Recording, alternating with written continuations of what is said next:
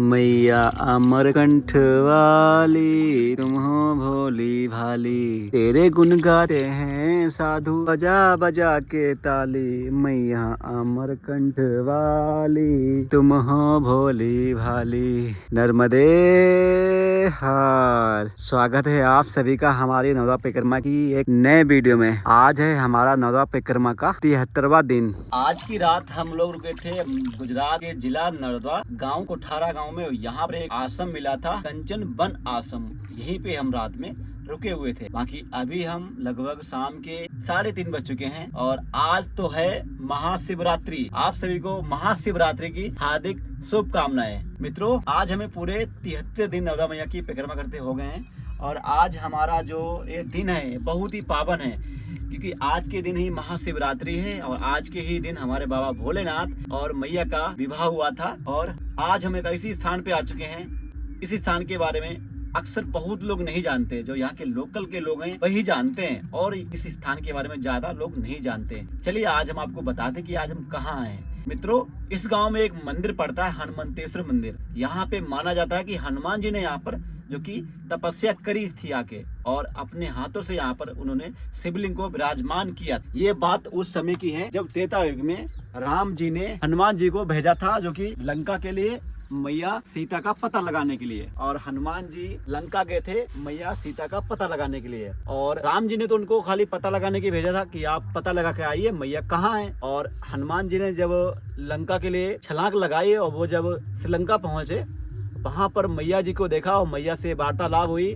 और वार्तालाप होने के बाद में हनुमान जी ने मैया से पूछा कि मैया भूख लगी है, हमें फल चाहिए। तो मैया ने बोला यहाँ पर वन है, वहाँ पे आप तोड़ लो जाके फल, लेकिन लड़ाई मत करना और वन को तोड़ना नहीं। तो हनुमान जी ने क्या किया, वहाँ पे एक लीला रच दी, वहाँ पे ना लड़ाई कर दी और पूरे लंका में आग लगा दी जाके। तो वापस जब आए हनुमान जी राम जी के पास में, तो उन्होंने बताया कि प्रभु जी मैया सीता को हमने तो पता लगा लिया है, लेकिन एक हमसे गलती हो गई। बोला क्या, कि लंका में हम आग लगा के चले आए, वहाँ पे लड़ाई हो गई थी। तो राम जी ने बोला कि हमने तो आप खाली पता लगाने के लिए भेजा था, तो आपने वहाँ पे आग क्यों लगा के आई, इनमें तो आपको ब्रह्म हत्या का पाप लग गया। तो बोला कि इसका भरपाई कैसे करेंगे। तो राम जी ने बोला कि आप एक काम कीजिए, आप नर्मदा तट जाइए दक्षिण साइड में, वहाँ पर जाके नर्मदा मैया के तट पर वहाँ पे भोलेनाथ की तपस्या करो जाके, तभी आपको ब्रह्म हत्या से जो कि छुटकारा मिलेगा। माना जाता है उसी टाइम में यहाँ पर जो कि हनुमान जी आए थे और उन्हें अपने हाथों से यहाँ पर शिवलिंग विराजमान किया था। और तब से यहाँ की जो मंदिर की है वो अभी तक ये कथा चली आ रही है। पीछे वीडियो देखा होगा, यहाँ पर एक रामेश्वर था, वहाँ पे राम जी ने और लक्ष्मण जी ने तपस्या की थी।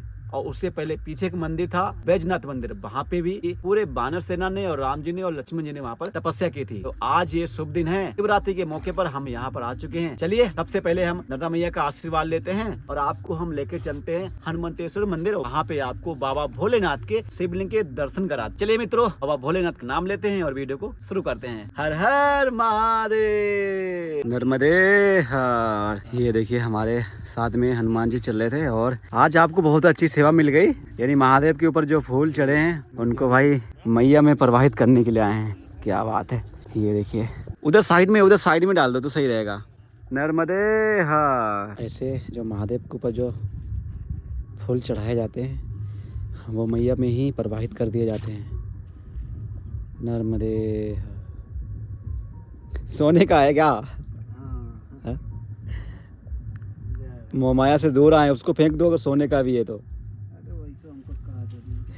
नर्मदे हार। चलिए मैया का आशीर्वाद लेते हैं और इस सीढ़ियों से चलते हैं मंदिर की तरफ। अभी देख सकते हैं यहाँ से लगभग 200 मीटर की लगभग दूरी है कि तब हम मंदिर तक पहुँचेंगे और हमें मंदिर के दर्शन होंगे। चलो अब इन सीढ़ियों को पार करते हैं। सीढ़ियों से चलते हैं हम सीधे महादेव के मंदिर में, जहाँ पर हनुमान जी ने यहीं पर तपस्या की थी। नर्मदे हार। नमामि देवी नर्मदे, नमामि देवी नर्मदे, तुदीय पाज पंकजं नमामि देवी नर्मदे, तुदीय पाज पंकजं नमामि देवी नर्मदे, नमामि देवी नर्मदे, नमामि देवी नर्मदे। अभी हम आ चुके हैं हनुमंतेश्वर मंदिर। ये देखिए ये है वो प्राचीन मंदिर। इसी मंदिर के अंदर बाबा भोलेनाथ की वो शिवलिंग विराजमान है, जहाँ पर हमारे हनुमान जी ने स्वयं आकर यहीं पे तपस्या की थी। तो चलिए सबसे पहले आपको हम अंदर लेके चलते हैं और पहले बाबा भोलेनाथ के दर्शन कराते हैं। खेलते कूदते नजर हुए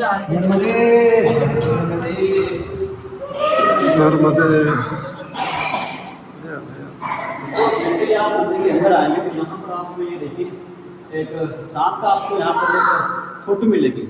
अभी भी ऐसा माना जाता है कि यहाँ पे आज भी बासुकीनाथ यहाँ पे बाबा भोलेनाथ के यहाँ पर दर्शन करने के लिए आते हैं। बाकी चलिए हम अंदर चलते हैं और आपको बाबा भोलेनाथ के दर्शन कराते हैं।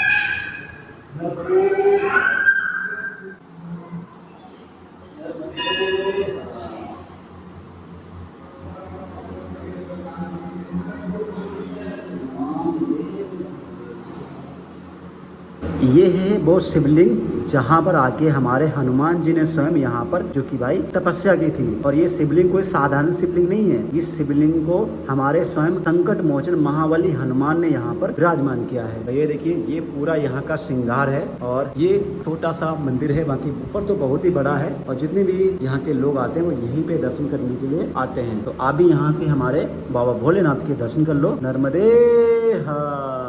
हर हर महादेव। अभी हमने बाबा भोलेनाथ के तो दर्शन कर लिए और हमने अपने मुख से बताया, आप शायद विश्वास नहीं करेंगे, लेकिन यहीं से हमें एक भैया मिले जो कि इसी पीढ़ी से जुड़े हुए हैं और अभी इनके ही ये जो मंदिर पूरा कारोबार यही चला रहे हैं। बाकी इनसे हम पूरी जानकारी यहाँ की लेते हैं और इनके मुख से ही सुनते हैं यहाँ की जो लीला है और यहाँ का कैसे मंदिर का ये उद्धार हुआ, कैसे यहाँ पे मंदिर बना, कैसे यहाँ पे हनुमान जी ने तपस्या की और यहाँ की जो भी लीला है वो इनसे ही जानते हैं। नर्मदे। क्या नाम है आपका? मेरा नाम प्रतीक दवे है। अच्छा प्रतीक। हाँ, यहाँ के जो महंत है जनक भाई दवे, उनका मैं सुपुत्र हूँ। अच्छा, आप उनके सुपुत्र हैं। हाँ। क्या बात है कि आप हमें, जैसे हमने अभी अंदर तो गए, हम दर्शन किए, वहाँ पे एक सांप का एक वो भी टंगा हुआ, फोटो भी टंगा हुआ है, इसकी पूरा आप हमें लीला बताइए। हमारे जो ऑनलाइन जो हमसे यूट्यूबर जुड़े हुए हैं, जो हमारे सोशल मीडिया पर जुड़े हुए हैं, इससे अगर हम बताएंगे अपने मुख से तो वो थोड़ा विश्वास नहीं करेंगे, लेकिन अगर आप बताएंगे तो उन्हें बिल्कुल रियलिटी लगेगा। तो आप यहाँ के बारे में कुछ वर्णन कीजिए। अब हम और आप तो बता पाएंगे, वरना अब यहाँ का ऐसा कि आप जब पुराण लिखे गए उस समय से मंदिर है और पुराणों में उल्लेख भी है। अच्छा, हाँ, नर्मदा पुराण पढ़ेंगे, उसमें रेवाखंड है, उसमें 83वां अध्याय है। उसमें यहाँ का जिक्र है कि जब रावण सीता जी को हरण करके ले गए तब वहाँ पे हनुमान जी को उनकी खोज के लिए भेजा गया। हाँ, खोज के लिए भेजा। तब हनुमान जी ने वहाँ पे लंका दहन किया और अक्षय कुमार का वध किया। अक्षय कुमार। हाँ। तो जब ये रावण का युद्ध खत्म हुआ, फिर हनुमान जी जो वो शिव जी के दर्शन के लिए जाते हैं, तो वहाँ पे उन्हें रोक लिया जाता है। अच्छा, शिव जी के दर्शन के लिए रोक लिया जाता है। आपने ब्रह्म हत्या की है तो आपको ब्रह्म हत्या का दोष है, इसलिए आप शिव जी के दर्शन नहीं कर सकते। तो फिर वो बताते हैं कि मैंने जो भी किया वो राम जी की आज्ञा से किया। अच्छा। तो अब इसके निवारण के लिए मुझे क्या करना चाहिए? तो तब उन्हें बताया जाता है कि आप जो नर्मदा जी उनके किनारे पर जाकर उनकी तपस्या कीजिए, जब वो आपसे प्रसन्न होंगे तब आपको दर्शन देंगे। तो हनुमान जी जो है, ये पहले कपि सीतापुर नाम का जंगल हुआ करता है। कपि सीतापुर। हाँ।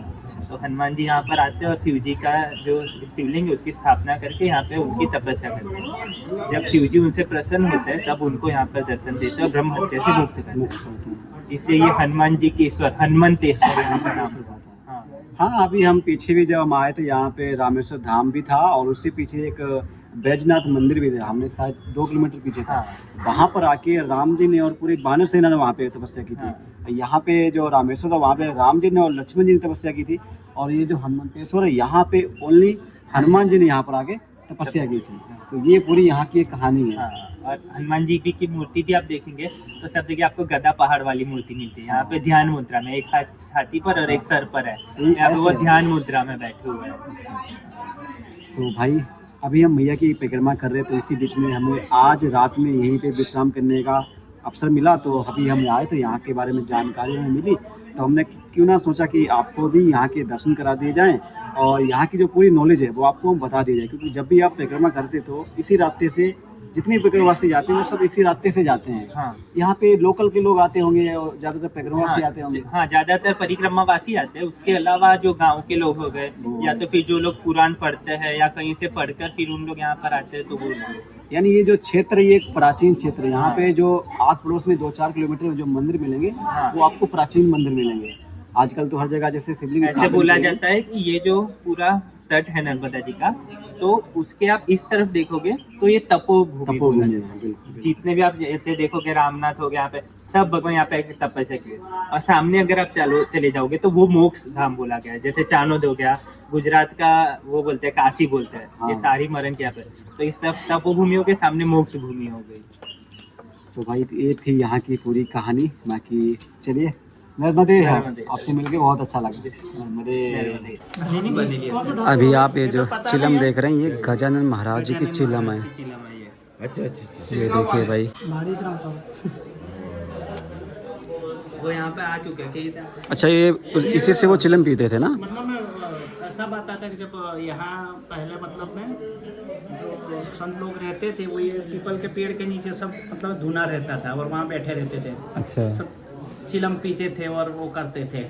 उसी समय वो यहाँ पर उन्होंने अपना छोड़ दिया फिर। हाँ, यहाँ रुके थे। तब उन्होंने मतलब मैं ये बोला कि ये चिलम है मेरे पास, आप लोग पियो, बना के दिया। अच्छा, और अच्छा। वो मतलब मैं ऐसा बताते हैं कि वो पिया जितने थे ना, हाँ। एक ही बार पिया। उस टाइम के बाद उसी टाइम सब छूट गए। सबने उसी टाइम पे छोड़ दिया। हाँ, फिर इच्छा ही नहीं हो पीने की। अच्छा। जब जाने लगे तो जो यहाँ के महन थे उन्होंने बोला कि ये मतलब यहाँ छोड़ के जाओ, अगर कभी ऐसा होगा तो हम दर्शन कर लेंगे। तो फिर यहाँ पे रखी हुई है। अच्छा अच्छा। क्या अच्छा, फिर आपने तो 70 का बाढ़ तो देखा होगा फिर? हाँ, 1970 में। बाढ़ एक माल चला गया था पानी।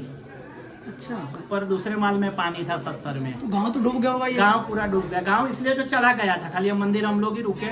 और हमारे बाजू में राजा का पैलेस था बहुत बड़ा, तो पैलेस भी टूट गया था 70 की साल में। यहाँ पे जो मंदिर में सांप का एक स्टेचू लगाया हुआ है, फोटो लगा, उसके बारे में? ऐसा है कि साल में 2 बार आते हैं। एक तो सावन में कभी भी आते हैं, मतलब सावन में जब चालू होता है, अभी से हर रोज शुरू से लेकर अंत में कभी भी कभी भी एक दिन कभी भी आ हैं, जाते हैं। या साल में एक बार और आते हैं। उनके आप कितने भी फोटो लोगे तो नहीं आएगी। अच्छा। हाँ, कितनी भी आप फोटो ले लो, जो बाकी सब आएगा। केचुआ यहीं छोड़ के हाँ, चले हाँ, गए? वो अंदर छोड़ी हुई थी, इसलिए हमने मढ़ा के रखा उसको। ये कितने साल पुराना है केचुआ? ये भी बहुत सालों का हो गया। हाँ। पुराना है यानी तो कि। बहुत मतलब मैं बहुत कई बार फोटो लिए गए, लेकिन नहीं आता। मतलब आपने आंखों से देखा? हाँ, देखा। हर साल 2 बार देखते लेकिन हैं। फोटो में नहीं, मोबाइल में कह दीजिए। यानी साल में 2 बार आना 2 पक्का बार है? आना पक्का है। सावन में 1 बार आना और एक कभी भी आ जाते हैं। कब से ये आप देखते आ रहे हैं? पहले से देखते आ शुरू रहे से हैं। ही? हाँ जी। देखिए क्या बात है। और ये क्या है कि हनुमान जी की तपस्थली है। बिल्कुल। और यहाँ सिद्ध संतों का भी बहुत वो है। आज भी मतलब मैं 12 से 3 के अंदर पूजा करते हैं, आते हैं दोपहर में? रात में। अच्छा, रात में 12 से 3। ब्रह्म मुहूर्त के हाँ, रात को 12 से 3 में इसकी प्रदक्षिणा भी कोई नहीं घूम सका। अच्छा। शिव जी की अच्छा, तुरंत आपको आभास दे देंगे, तो चेतावनी दे देंगे। अभी भी? अभी भी। और कई मतलब मैं हम लोग तो कई सिद्ध संतों के भी दर्शन करते हैं, मिल जाता है कभी कभी सुबह में, जैसे 4 बजे। तो आपने कभी प्रयास करा प्रतीक्षा करने की रात में? नहीं, वो प्रतीक्षा तो करते नहीं, क्योंकि वो जो हमारे जैसे पूर्वजों ने बताया कि जब दर्शन का होगा तो दर्शन मिल जाएगा। कभी उनको टोकना नहीं, कभी वो करना नहीं। मैंने अभी मतलब मैं पिछले 3 साल पहले भी मेरे को दर्शन हुए थे। वो अच्छा। मैंने मतलब मैं कैमरा लगे हुए हैं, अच्छा तो अच्छा। उससे वो भी किया था। लेकिन जैसे वो आए, मैंने देखा उनको, तो मैंने उनको प्रणाम किया, वो किया सब कुछ, वो आया है। उनका वो नहीं आया है।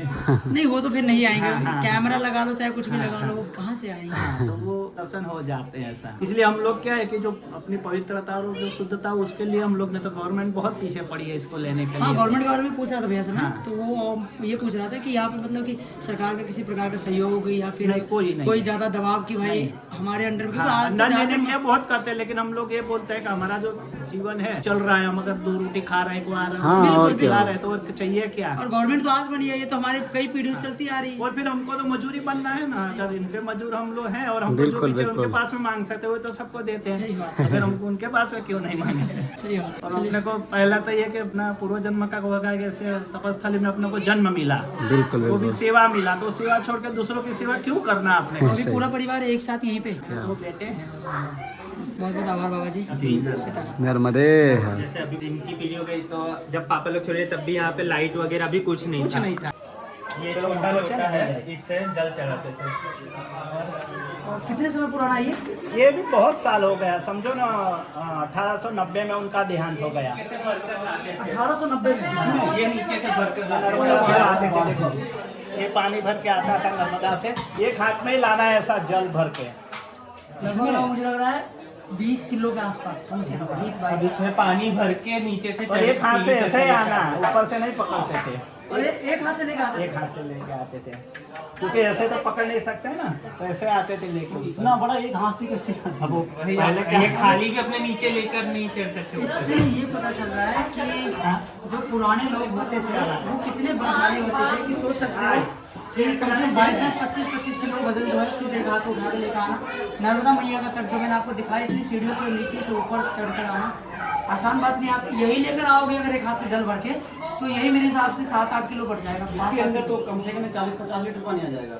हाँ लगभग। और ये मान लो 25 के जगह ये ये 50 50 भर कर लाते थे और ये लोटे से जल चढ़ाना है सूर्य का। इस लोटे और से। ये चीजें अब आपको दोबारा कहीं जल्दी देखने को मिलेंगी भी नहीं, बहुत रेयर है जो प्राचीन स्थल है। जैसे अब यहाँ पर आए हैं तो पता चला है, नहीं तो बहुत सी जगह जो है अब आपको लोकल दिखेंगे, बाजार से जो खरीद कर लेकर आते हैं, मेटल जो मिलावट वाली होती है वो है, और ये ओरिजिनल है वाकई, और वजन से पता चल रहा है इस चीज का। मानना पड़ेगा। थाली प्लेट सब होंगी रखी ऐसी उस समय की थाली प्लेट बोले आप कुछ जाएंगे तो सामान जैसे पुराना कुछ किलोमीटर आ जाता है, कुछ सामान जाओ 70 जैसे रेल वगैरह है तो उस समय तीसरे महीने से सिर्फ तो उसमें इसमें थोड़ा बहुत सामान घूम जाता है। और यहाँ से नर्मदा मैया की दूरी भी बहुत है, यानी नीचे जाना फिर ऊपर आना। और अपने ऐसे जी खाली भी उठा के थोड़ा चला तो अपनी सांस खुल जाएगी। वहाँ पे हाँ। ऐसे भी नहीं देखा होगा। अरे नॉर्मल इंसान नीचे से ऊपर चढ़ जाएगा उसमें सांस फूल जाती है, हाँ। अब वजन लेकर आना 30-40 किलो। ये मटेरियल जो उड़ा गया था ये भी अब कहीं जल्दी ऐसे ऐसे बना सर नहीं ये है। तीनों टाइम करते थे, अच्छा तीनों डाल। तीनों टाइम। त्रिकाल संध्या हो टीका संध्या, नीचे जाना लाना, टीका संध्या करना, टीका। सही जगह रुके थे। आज आप लोगों को भी ये चीजें जो है बहुत कम आप लोगों ने देखा होगा कि अगर आप साउथ में जाओगे या बहुत से प्राचीन गांव में जाओगे वहीं से पता चल पाता, नहीं तो फिर इन सब चीज़ों को जो है देखना बहुत दुर्लभ है। सोशल मीडिया पे सिर्फ आप फोटोज़ के माध्यम से, गूगल के माध्यम से जो है देख सकते हो। बाकी आज जो है हमने ये पहली बार उठाया, लगा कि हाँ है। बहुत बड़ा है यार। एक रहने देना 2 मिनट। शाम के 5:30 बज चुके हैं और अभी हम आ चुके हैं श्री कंचन वन आश्रम। आज की रात हम यहीं पे रुके थे, इसी आश्रम में। ये आश्रम दिल्ली वालों का है। यहाँ पे दिल्ली से सेवा चलती है। कितने भी परिवारवासी आएँ, 10 आएँ, 20 आएँ, 100 आएँ, 1000 आएँ, कोई परवाह नहीं है। यहाँ पर बहुत ही बड़ा भव्य आश्रम बना है और सभी के लिए यहाँ पर अच्छी व्यवस्था है। दूध से लेके मट्ठा तक और मट्ठा से लेके हर चीज़ यहाँ पे आपको यहाँ पर परोसी जाती है। जूते चप्पल आपको बाहर ही निकालने पड़ते हैं जितने परिवारवासी आते हैं, और नहाने धुलने के लिए इधर भी है और आगे भी है।